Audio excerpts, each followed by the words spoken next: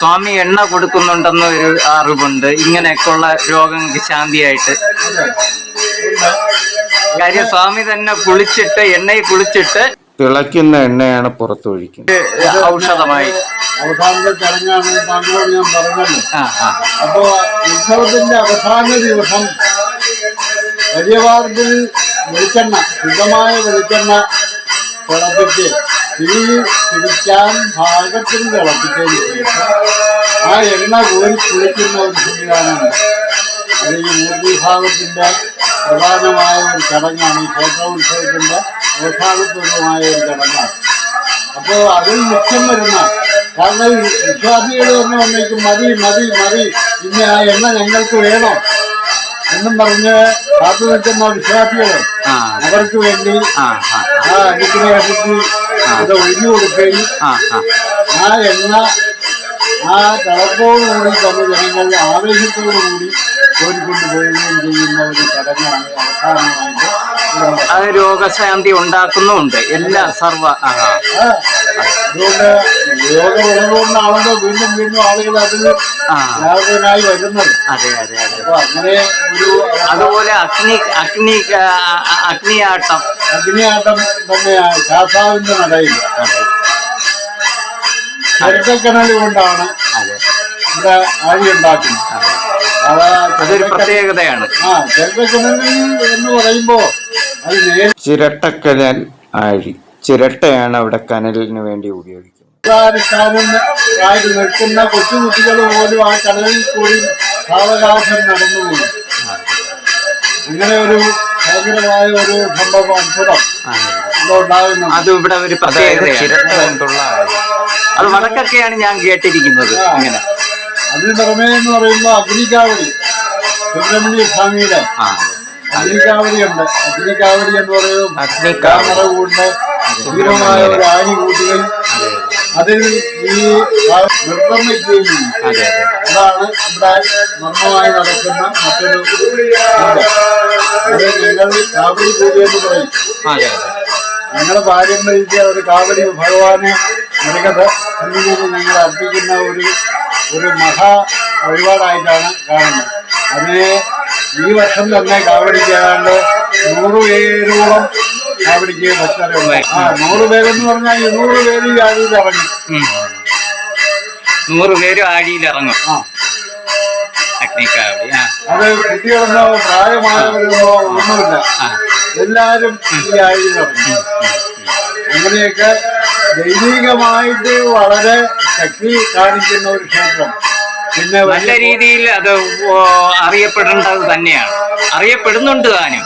അത് ഇവിടെ പിന്നെ മറ്റൊന്നുള്ളതെന്ന് പറഞ്ഞാൽ ഇത് പരസ്യ കോലാഹലങ്ങൾ ഒന്നും ഇതുവരെ ഉണ്ടായിട്ടില്ല വലുതായിട്ട്. അനുഭവത്തിൽ പറഞ്ഞ് മറ്റൊരാൾ അറിഞ്ഞ് വരുന്ന ഒരു പശ്ചാത്തലമാണ് ഈ ക്ഷേത്രം. അതെ, ഞാൻ കണക്കാക്കാൻ പറ്റാത്ത ഈ വർഷങ്ങളുടെ പഴക്കമുണ്ട്. ഗൾഫ് രാജ്യങ്ങളിൽ തന്നെ പലർക്കും ഇതിന്റെ അനുഭവമില്ല. തമിഴ്നാട്ടിലും അതുപോലെ തന്നെ ബാംഗ്ലൂര്, അങ്ങനെ പല സ്റ്റേറ്റുകളിലും ഇതിനെ അറിവുള്ള വിശ്വാസികളുണ്ട്.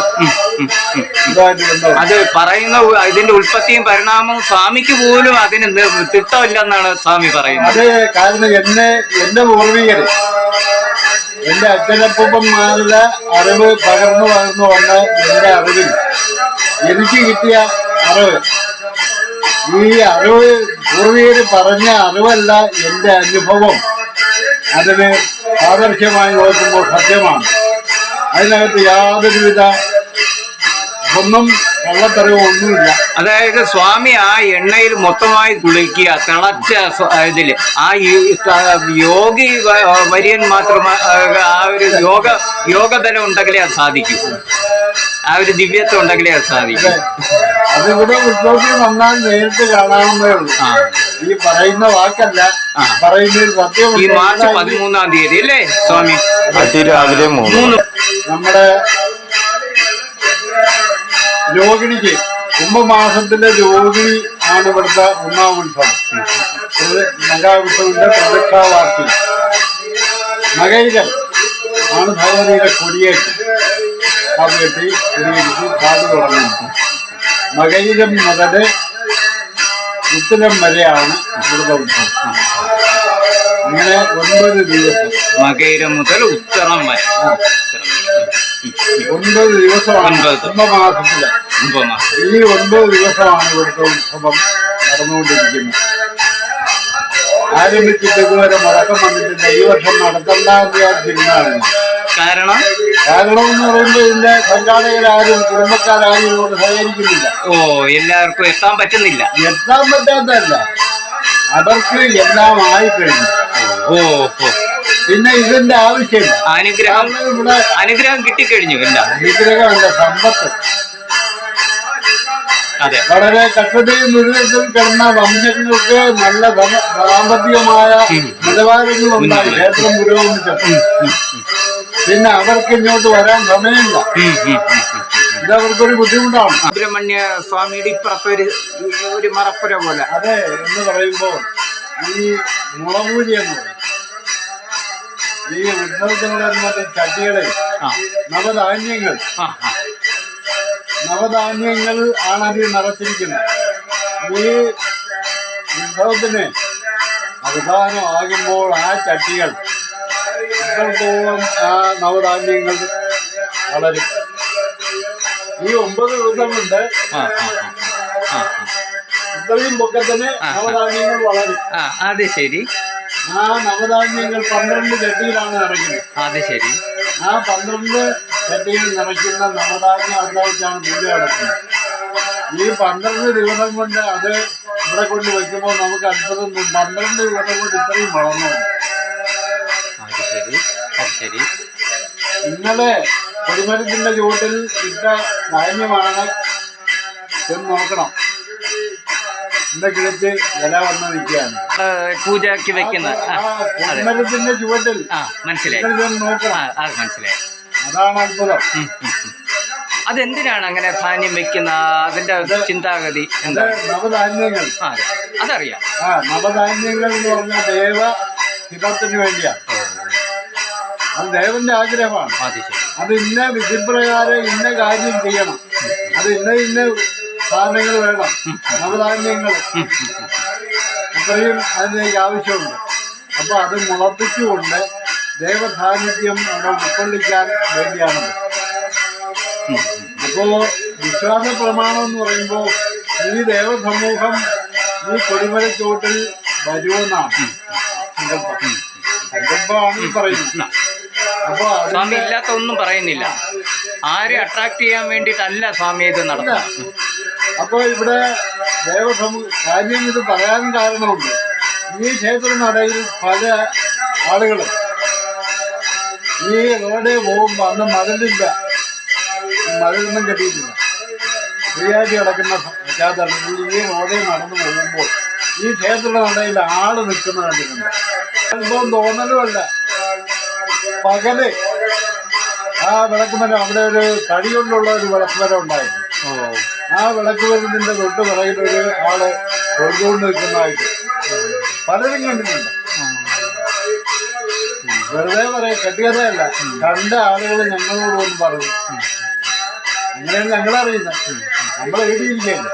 അന്ന് രാവിലെ ഇവിടെ വിളക്ക് സ്വാമി ഇതിന്റെ വിശ്വാസങ്ങളെ കുറിച്ച് പറയുക. 3 തിരിയാണ് കത്തിക്കുന്നത്. ഗണപതി കടയില് അകത്ത് തെക്കതിന്റെ പിണ്ണയില് ഒരു ചെറിയ വിളക്ക്. അതുപോലെ ഈ കരിമരം എന്ന് പറയുന്ന തടി കൊണ്ടെടുത്ത വിളക്ക് വരെ അതിലും ഒരു തിരി. അങ്ങനെ 3 തിരിയാണ് കത്തിക്കുന്നത്.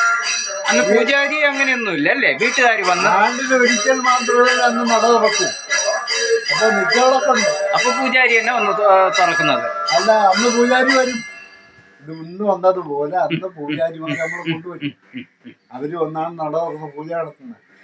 അതിനുശേഷം എനിക്ക് മുമ്പ് എൻ്റെ മാമൻ മാസത്തിൽ 2-ാം വെള്ളിയാഴ്ച നട തുറക്കുന്ന ഒരു സംവിധാനം ഉണ്ടാക്കി. ഒടുവിൽ അത് 4 ദിവസത്തേക്ക് മാറ്റി. മാസത്തിൽ 4 വെള്ളിയാഴ്ച നട തുറക്കുന്ന ഒരു സംവിധാനം ഉണ്ടാക്കി. അപ്പോൾ ഈ അനുഗ്രഹ ഭാഗത്തിലൂടെ കുറേ അധികം ആളുകൾ, വിശ്വാസികൾ ഇവിടെ എത്തിത്തുടങ്ങി. വരുമാനം വർദ്ധിച്ചു. കയ്യിൽ കിട്ടിയ കാശ് കൊടുത്ത് ഞാൻ ഇവിടത്തേക്ക് ആവശ്യമുള്ള സാധനം ഓരോന്ന് വാങ്ങിക്കൊണ്ടുവന്നാണ് ഇത് സംഭരിച്ചിരുന്നത്. എല്ലാം ഉണ്ട്. ഞാനിവിടെ 8 ദിവസം ഈ അമ്പലം അടഞ്ഞു കിടന്നു. 8ാം ദിവസം ഞാൻ വീണ്ടും ഇവിടെ വരുന്നു. നോക്കാൻ ആരും. അങ്ങനെ ഞാനിവിടെ വന്നു. ഇത്രയേറെ പ്രശ്നങ്ങളിൽ കൂടെയാണ് ഈ അമ്പലം കെട്ടിപ്പൊക്കിയത്. അതെ, ഒരു ഓല കെട്ടിയ കൊട്ടിയമ്പലം ഉണ്ടായിരുന്നു. ആ കൊട്ടിയമ്പലത്തിൽ 8 ദിവസം രാത്രിയും പകലും ഇവിടെ ഇരുന്ന് ഞാൻ. ഈ 8 ദിവസം ഇരുന്നിട്ട് ഇതിലുള്ള ഒരു കുഞ്ഞുങ്ങള് എന്താണെന്ന് ചോദിക്കാൻ പറ്റില്ല. 5 ശാഖക്കാർ. അന്ന് സ്വാമി കല്യാണമൊക്കെ കഴിച്ചിരുന്ന കുടുംബമായിരുന്നു. ശരി. അന്നും എന്റെ മക്കളൊക്കെ കുട്ടികളാണ്. അപ്പോ അത് അങ്ങനെ എഴുന്നിട്ട് വന്നില്ല. എന്നിട്ടാണ് ഞാനിവിടെ കയറി ഈ ആറ്റിലിറങ്ങി. അതായത് ആറാട്ട് കിടക്കുന്നു. അതായത് ഇദ്ദേഹം സ്വാമി അല്ലായിരുന്നു, വെറും മനുഷ്യനായിരുന്നു. പിന്നെ സ്വാമിയായ ദൈവീകതം കൊണ്ട് സ്വാമി ആയതാണ്. ഞാൻ ആ ആറാട്ട് കടവില് അവിടെ ഇറങ്ങി കുളിച്ചും കൊണ്ടാണ് ഞാൻ ഇവിടെ വന്നത്. ആ ആറാട്ട് കടവിൽ ഇറങ്ങി കുളിച്ചും കൊണ്ട് ഞാൻ നേരെ ഇവിടെ വന്നു. അന്ന് എന്റെ പൈസയൊന്നുമില്ല. ഇവിടെ ഒരു കടയുണ്ടായിരുന്നു. സോമൻ എന്ന് പറയുന്ന ഒരാള് നടത്തുന്ന ഒരു കലരിക്കട ഉണ്ടായിരുന്നു, ഒരു വണ്ടിക്കട. പുള്ളിയോട് ഞാൻ ഈ കാര്യം പറഞ്ഞു. ഇങ്ങനെയാണ് സംഭവം. വിളക്കുവെപ്പ് നിന്നു. 5-8 ദിവസമായി അടഞ്ഞു കിടക്കുകയാണ്. അപ്പൊ പുള്ളി പറഞ്ഞു, എന്റെ കടയിലെ സാധനം തീരുന്നവരെ കടന്തല നിങ്ങള് തുടങ്ങുന്നു. എണ്ണയും തിരിഞ്ഞൊക്കെ ഞാൻ തരാം. ശരി. അങ്ങനെ കടവും വാങ്ങിച്ചും കൊണ്ട് ഇവിടെ ആരംഭിച്ചു. ഇന്ന് കാണുന്ന ഈ ക്ഷേത്രവും ഈ അവസ്ഥയുണ്ടായ അതിനുശേഷമാണ്.